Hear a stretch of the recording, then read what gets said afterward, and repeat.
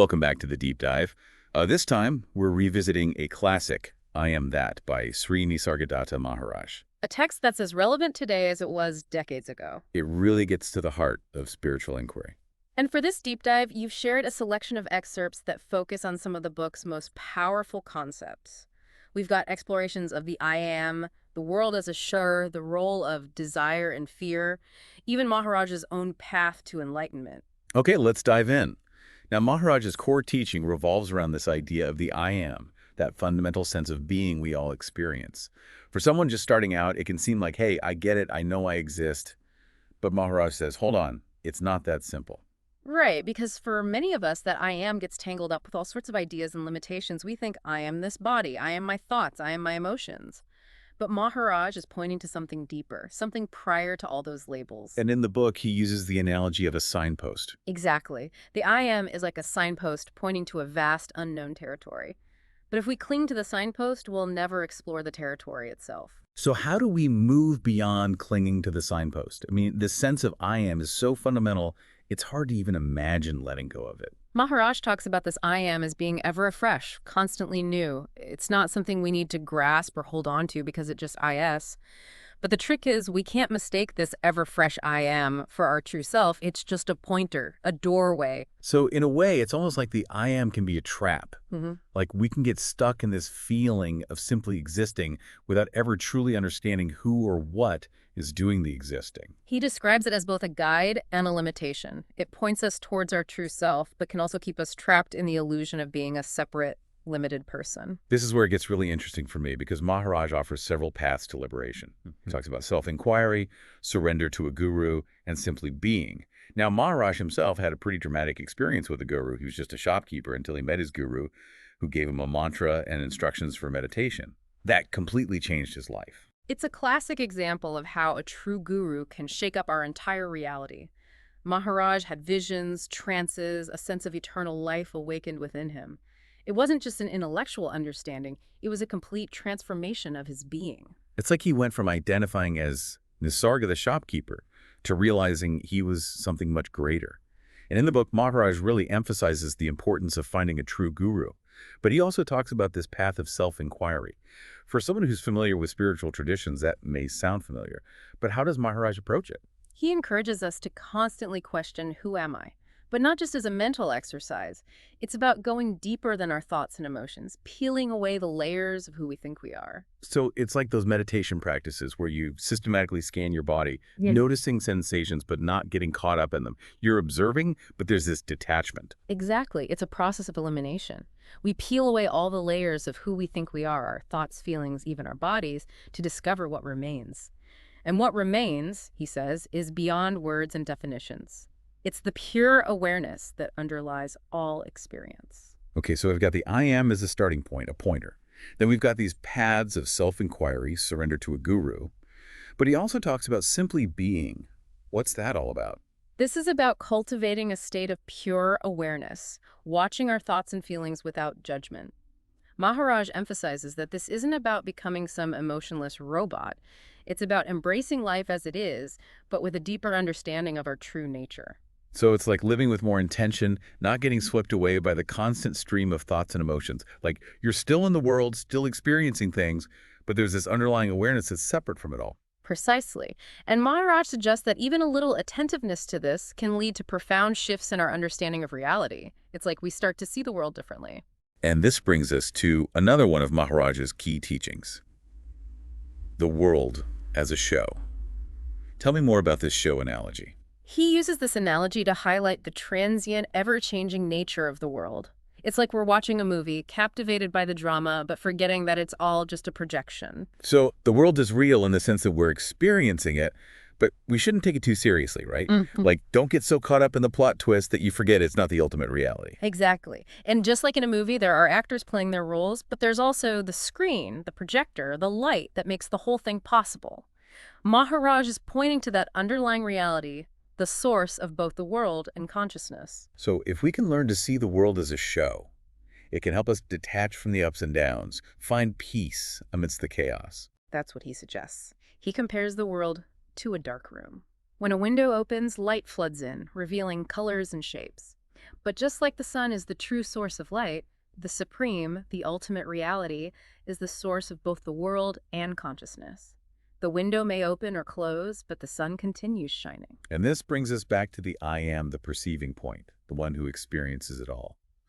Maharaj says that understanding the I am is crucial because false ideas about it lead to bondage, while right knowledge leads to freedom and happiness. He also talks about how our desires and fears create our personal reality. They're like the lens through which we view the world, distorting our perception.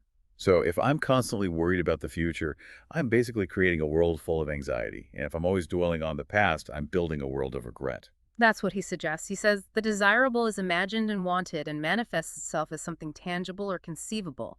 Thus is created the world in which we live, our personal world. So we literally create our own reality through our desires and fears.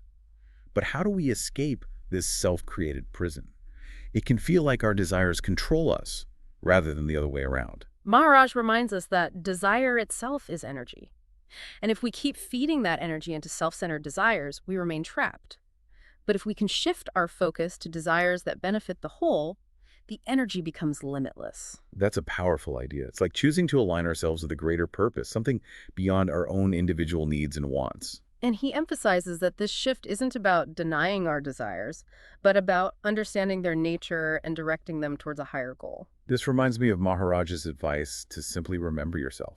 He says, I am is enough to heal your mind and take you beyond. It's such a simple statement, yet so profound. It's about shifting our focus from the external world to the internal, from chasing fleeting pleasures to realizing the peace and happiness that are already within us. He also encourages us to live a life of integrity, where our actions align with our beliefs. He stresses honesty and tenacity. Tenacity of purpose and honesty in pursuit will bring you to your goal, he says. It sounds like he's really calling us to live a life of authenticity, true to our deepest selves. But what about those of us who struggle with self-doubt and feel incapable of such honesty? He can feel like we're constantly falling short. Maharaj acknowledges this, saying that those qualities will come as we progress on the path. The key is to take the first step. So it's about trusting the process, even when we don't see the results immediately. This all ties back to the idea of the world as a show. If we can see that our struggles and imperfections are just part of the drama, it can take some of the pressure off. Exactly. He encourages us to see our lives as a play, with all its ups and downs, its joys and sorrows. But he reminds us that we're not just the actors in the play, we're also the audience, the witness to it all. So even when things get tough, we can remember that we have this capacity to step back and observe, to find that space of peace and clarity within ourselves. But how do we cultivate that space? It can feel like our minds are constantly pulling us back into the drama. That's where the concept of the witness comes in, one of Maharaj's most profound teachings. Ah, the witness. Now, this is a concept that comes up in many spiritual traditions, but how does Maharaj approach it? He describes the witness consciousness as that part of us which observes our thoughts, feelings, and experiences without judgment. It's like we have this inner observer that's separate from the thoughts and emotions themselves.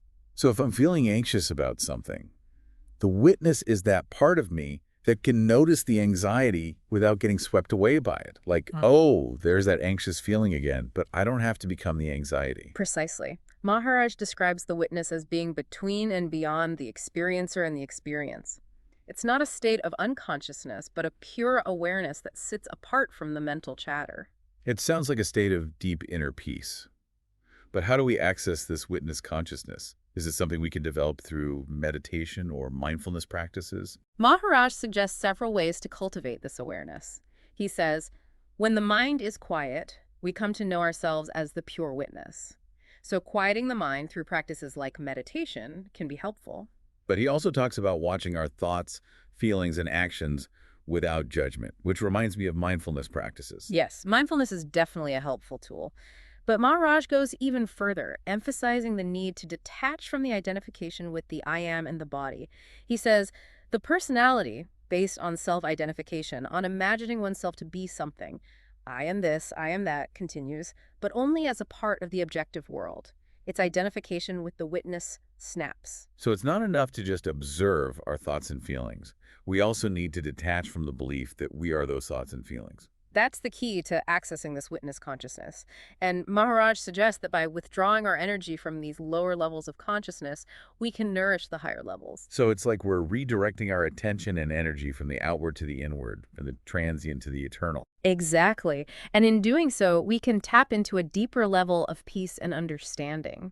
This is also fascinating. But I'm curious, what does Maharaj say about the role of time and space in all of this? Do they even exist from the perspective of the witness? Maharaj views time and space as mental constructs that limit our understanding of reality. He considers them to be part of this grand illusion, just like the world being a show. So if time and space are illusions, does that mean everything is happening at once? He says, time is in the mind, space is in the mind. He suggests that by recognizing this, we can free ourselves from the constraints of past and future, accessing the timeless now. But wait, if time is an illusion, doesn't that make the concept of cause and effect meaningless? Maharaj addresses this, saying the law of cause and effect is also a way of thinking. In reality, all is here and now, and all is one. He says that the illusion of time leads us to believe in causality. It's like we're caught in this linear way of thinking, seeing events as separate and isolated, when in reality, everything is interconnected. Exactly. And from this limited perspective, we create anxieties about the future and regrets about the past. So by letting go of this illusion of time, we can liberate ourselves from these anxieties and regrets. That's what he suggests. He encourages us to shift our focus from past and future to the present moment, the only reality we truly have. This is all so mind-blowing, but I'm curious, if time's an illusion, does that mean we're all just stuck in some kind of eternal loop? Maharaj addresses this, pointing out the difference between dreaming and true wakefulness. He says that the escape from a dream is still part of the dream, but the steady hold on reality is not dreaming at all. So it's not about denying the reality of our experiences, but about seeing them for what they are, temporary and ultimately illusory. He says all you have to do is see the dream as a dream. So the key to liberation isn't about escaping the world or denying our experiences, but about understanding their true nature. He encourages us to cultivate the attitude of pure witnessing, watching events without getting caught up in them. That's a powerful practice. But for those of us who feel overwhelmed by the chaos of life, how can we cultivate that kind of detachment? It can feel like we're constantly being bombarded by distractions and demands. Maharaj says, by striving for awareness, you bring your mind together and strengthen it. It's like we're building a muscle of awareness, allowing us to observe our thoughts and feelings with more clarity and objectivity. Exactly. And he assures us that even though we may not be able to control everything that happens, by becoming aware of our minds and their projections, we gain a certain power. It's like by understanding how our minds work, we can start to see through our own self-created illusions.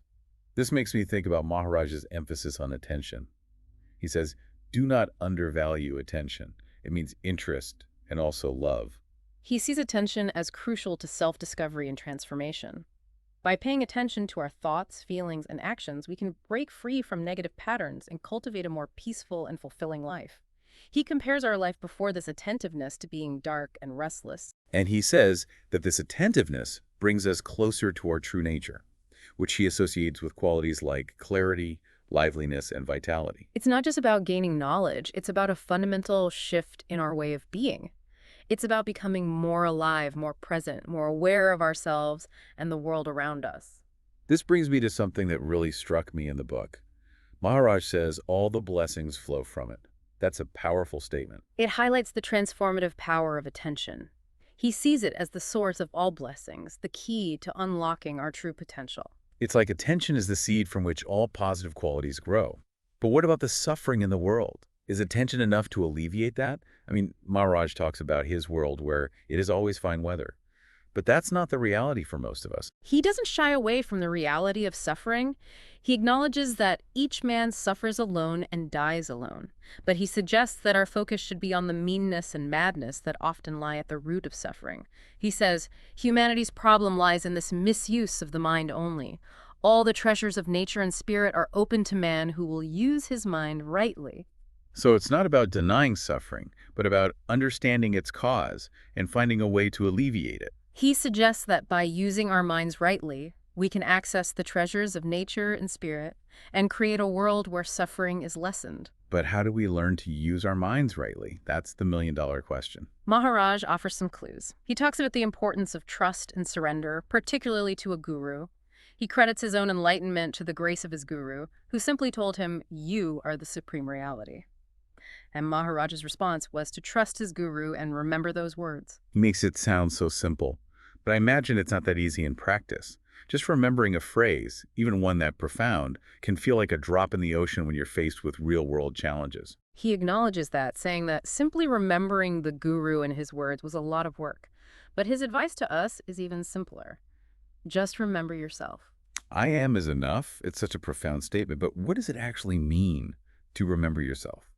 I mean, we haven't forgotten who we are, right? He encourages us to have trust, to just have some trust in his words, to take that first step and see where it leads.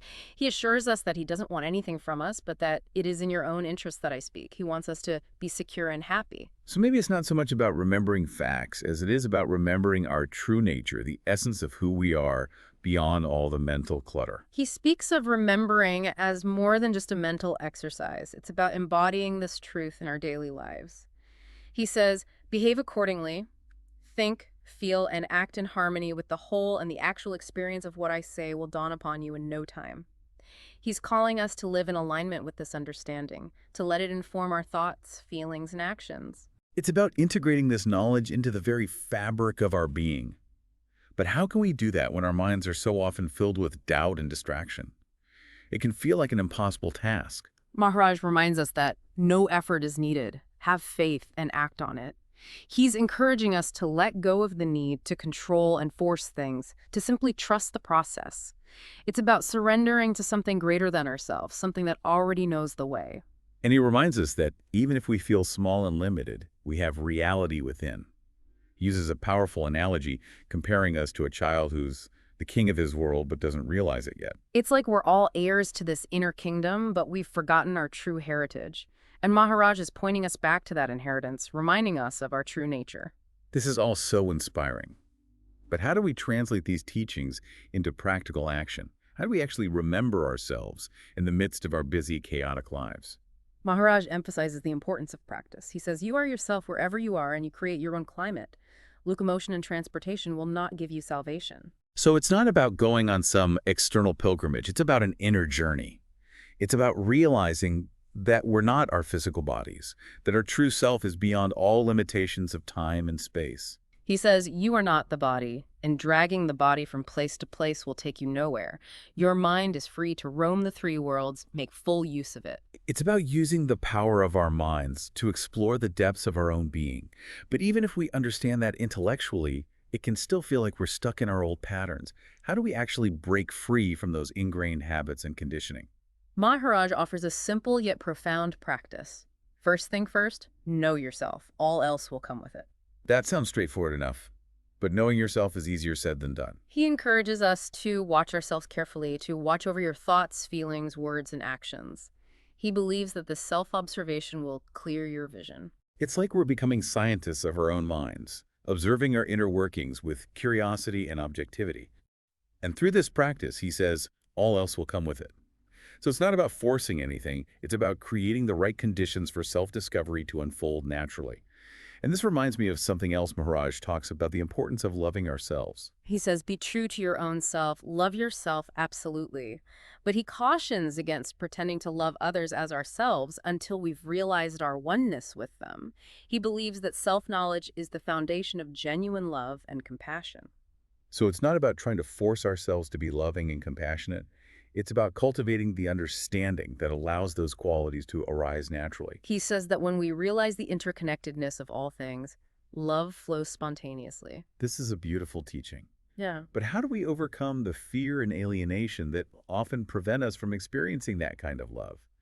I mean, it's easy to say love yourself, but what if you're struggling with deep-seated insecurities or past traumas? Maharaj acknowledges that fear can be a major obstacle. He says, alienation causes fear, and fear deepens alienation. It is a vicious circle. Only self-realization can break it. Go for it resolutely. So he's suggesting that the key is to start with loving ourselves. He's saying that when we fully embrace and accept ourselves, our love naturally extends outwards to include all beings. This makes me think of the saying, you can't pour from an empty cup.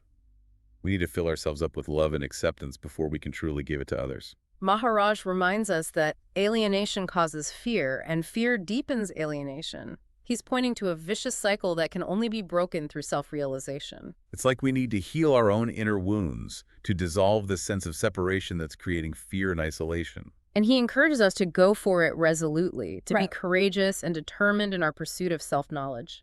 This reminds me of his teachings on the importance of a guru. He suggests that a true guru can guide us on this journey, helping us to see through our illusions and realize our true nature. He says, it is the inner guru, Sadguru, who takes you to the outer guru, as a mother takes her child to a teacher. Trust and obey your guru, for he is the messenger of your real self. So it's not just about finding a teacher who can impart knowledge, it's about connecting with someone who can awaken our inner wisdom. He's suggesting that the true guru is already present within us, but we may need an external guide to help us recognize that inner voice. But how do we find a guru we can trust? It can feel like a risky proposition, especially in a world where there are so many false teachers and charlatans. Maharaj says, your own heart will tell you. There is no difficulty in finding a guru, because the guru is in search of you. The guru is always ready. You are not ready. You have to be ready to learn, or you may meet your guru and waste your chance by sheer inattentiveness and obstinacy. Take my example.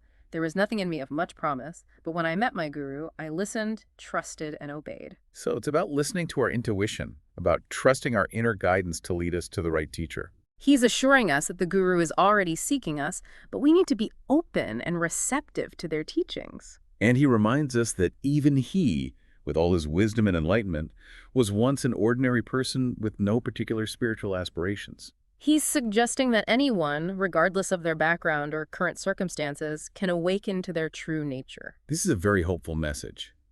But what about those of us who feel stuck in our current patterns and habits? It can feel like we're trapped in a rut, unable to change even though we know we need to. Maharaj suggests that the key is to start by understanding the nature of our conditioning. He says, there is the body and there is the self. Between them is the mind, in which the self is reflected as I am. Because of the imperfections of the mind, its crudity and restlessness, lack of discernment and insight, it takes itself to be the body, not the self. All that is needed is to purify the mind, so that it can realize its identity with the self. When the mind merges in the self, the body presents no problems. It remains what it is, an instrument of cognition and action, the tool and the expression of the creative fire within. The ultimate value of the body is that it serves to discover the cosmic body, which is the universe in its entirety. As you realize yourself in manifestation, you keep on discovering that you are ever more than what you have imagined. So he's saying that our sense of self is often limited by the conditioning of our minds. He's suggesting that we've become identified with our physical bodies and mental patterns, rather than recognizing our true nature as pure awareness. But if our minds are the problem, how do we even begin to purify them? It can feel like we're constantly battling against our own thoughts and emotions. Maharaj says, by being with yourself, the I am, by watching yourself in your daily life with alert interest, with the intention to understand rather than to judge, in full acceptance of whatever may emerge because it is there, you encourage the deep to come to the surface and enrich your life and consciousness with its captive energies. This is the great work of awareness. It removes obstacles and releases energies by understanding the nature of life and mind. Intelligence is the door to freedom, and alert attention is the mother of intelligence. So it's about bringing awareness to our thoughts, feelings, and actions, observing them without judgment or resistance. He's suggesting that by simply paying attention to our inner world, we can start to understand its workings and gradually free ourselves from its limitations. It's like we're becoming archaeologists of our own minds, uncovering the hidden layers of conditioning that are shaping our experience. And he assures us that this process is not about suppression or denial, but about full acceptance of whatever may emerge. It's about creating a space of safety and compassion for ourselves, allowing our deepest truths to surface without fear of judgment. And he emphasizes that intelligence is the door to freedom, suggesting that true liberation comes from understanding the nature of our own minds. This reminds me of his teachings on the world as a show. It's like we're watching the drama of our own minds unfold, but we've forgotten that we're the audience, not the actors. He encourages us to step back from the drama, to observe it with detachment and objectivity. And by doing so, we can start to see the patterns and habits that are creating our suffering. He suggests that this awareness is the key to breaking free from those patterns and creating a more peaceful and fulfilling life. Think back to the excerpts you shared with us for this deep dive. Have any of them particularly resonated with you as we've been discussing these concepts? Yes, actually. There's one that keeps coming back to me. It's where Maharaj says, the world is a distraction. You must withdraw your attention from it to know yourself. But to withdraw does not mean to abandon the world. To abandon the world would solve nothing. The world is in you as much as you are in the world. You cannot get out by running away. You can get out only by understanding. That's a powerful one. It really encapsulates so much of what we've been talking about. It reminds me of how easy it is to get caught up in the external world, to try to find happiness and fulfillment through external things. But Maharaj is reminding us that true happiness and fulfillment come from within, from understanding our true nature. And he's saying that we can't just ignore the world or pretend it doesn't exist. We have to engage with it, but from a place of understanding and awareness. It's about finding that balance between being in the world but not of it, to participate in the dance of life without getting lost in the steps. And this brings us back to the importance of attention, of directing our awareness inward, of remembering ourselves. He's saying that by turning our attention inward, we can start to see the world differently. We can start to see ourselves differently. And in doing so, we can begin to create a more peaceful and fulfilling reality, both for ourselves and for the world around us. It's a challenging path, but it's also a deeply rewarding one. And for those of us who are willing to take the journey, Maharaj's teachings offer a profound map, a guide to navigating the complexities of life and discovering the truth of who we truly are. It really is a process of waking up to a deeper reality. And that process can feel both exhilarating and terrifying at times, because it challenges everything we thought we knew about ourselves and the world. It's like stepping off a cliff and trusting that you'll learn to fly on the way down. Exactly. And Maharaj reminds us that we're not alone on this journey. He says the Jnani is already dead to name and shape. The loss of name and shape cannot affect the Jnani. This idea of the Jnani, the self-realized being, always fascinates me. It's like they've transcended the limitations of the personal self and merged with the infinite. Maharaj describes the Jnani as being free from desire and fear, living in a state of pure being. But how does someone reach that state? It can feel so far removed from our everyday experience. He says the death of the mind is the birth of wisdom. So it's about letting go of the mental chatter, the constant stream of thoughts and judgments that keep us trapped in the illusion of separation. He suggests that this death of the mind is not something to be feared, but rather a liberation. It's like we're shedding a skin that's no longer serving us, allowing our true nature to emerge. And he reminds us that this process is not about becoming someone else, but about realizing who we already are. It's about uncovering the treasure that's been hidden within us all along. Exactly. And Maharaj suggests that this treasure is available to everyone, regardless of their background or beliefs. He says, the world is full of Jananis, but they are hidden in the crowd. They look like you and me. They speak like you and me. They act like you and me. But they know the secret. It's a reminder that enlightenment is not some far-off goal, but a state of being that's accessible to anyone who's willing to do the work. And that work starts with turning our attention inward, with questioning our assumptions, with being willing to let go of who we think we are. It's about embracing the mystery, about surrendering to the unknown. And trusting that in the process of letting go, we will discover something far greater than we could have ever imagined. Maharaj says, the ultimate goal of life is to know yourself. And this is the simplest thing in the world, because you are always with yourself. It's such a simple truth, yet so profound. He's reminding us that we don't need to go searching for answers outside of ourselves, because the truth is already within us. It's like we've been carrying around a priceless diamond, but we've been too distracted by the shiny objects around us to notice. And Maharaj is pointing us back to that diamond, inviting us to rediscover its brilliance. So if you're ready to embark on this journey of self-discovery, to dive deep into the mystery of your own being, remember Maharaj's words. He says, just be, that is all. It's a reminder that the path to enlightenment is not about doing, but about being. It's about surrendering to the present moment, to the truth of who we are, beyond all thoughts, feelings, and experiences. And in that surrender, we find true freedom, true peace, true happiness. Maharaj says, you are already free. You just don't know it yet. So keep exploring, keep questioning, and keep diving deep. Because the truth is waiting to be discovered. Thanks for joining us on this deep dive into the wisdom of Sri Nisargadatta Maharaj. Until next time, may you find peace and clarity on your journey. It really is a process